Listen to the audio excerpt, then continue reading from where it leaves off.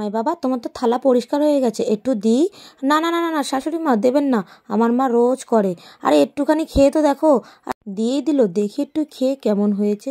তাহলে আমার মা যখন বানায় এমন খেতে লাগে না কেন? কিরম একটা খেতে লাগে। ঠিক আছে, এখন তো আর চাওয়া যাবে না, যেহেতু নতুন জামাই।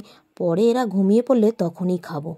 প্রথমেই আমি এখানে 1 লিটার দুধ নিয়ে নিয়েছি। দুধটাকে একটা গামলার মধ্যে ঢেলে নিলাম।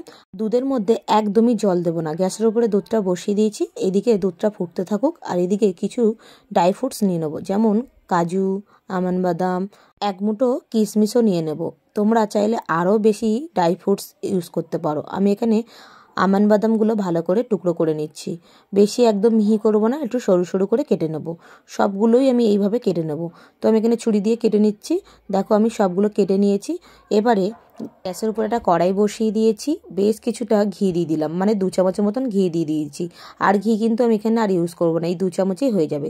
এবার যে কেটে রাখা ড্রাই ফ্রুটসগুলো ভালো করে ভেজে নেব, নিয়ে লাল লাল করে ভেজে তুলে নেব। আর এটাকে একদম লো টু মিডিয়ামে রেখেই ভাজতে হবে, নাহলে কিশমিশগুলো একদম লালচে লালচে হয়ে যাবে, খেতে ভালো লাগবে না। এবারে দেখো ভাজা হয়ে গেছে, আমি তুলে নিচ্ছি পুরো একদম ছেঁকে। এবারে এর মধ্যে দিয়ে দেবো সিমুই। আমি এখানে 500 গ্রাম সিমুই নিয়েছি। তো 500 গ্রাম সিমুই আমি পুরোটাই করব না, আমি 3 ভাগ করে নিয়েছি, তাই 3 ভাগের 1 ভাগটা নিয়েছি। নিয়ে ভালো মতো এটাকে একটু লালচে করে ভেজে নেব। এটাও কিন্তু লো টু মিডিয়ামে রেখেই ভাজতে হবে। এবারে একটা প্যানের মধ্যে নিয়ে নেব 1 বাটি দুধ। যেই দুধটা বসিয়েছিলাম তার থেকে 1 বাটি দুধ নিয়ে নিলাম। এখানে আমুল দুধ নিয়ে নিলাম 2 প্যাকেট, মানে প্রথমে আগে 1 প্যাকেট গুলিয়ে নিয়েছি, তারপরে আবারও 1 প্যাকেট নিয়ে গুলিয়ে নেব। আরও 1 প্যাকেট আমি আমুল দুধের মধ্যে অ্যাড করব। তো ভালো মতো এটাকে গুলিয়ে নিয়েছি। একদম দেখো ক্ষীর হয়ে গেছে, এটাকে তুলে সাইড করে দিলাম। আবারও গ্যাসের উপরে আরেকটা কড়াই বসিয়ে দিলাম। যেই দুধটা আমি উষ্ণ গরম হয়ে গেছিলো সেই দুধটা কড়ার মধ্যে ঢেলে দিয়েছি। এবার ভেজে রাখা সিমুইগুলো দিয়ে দেবো।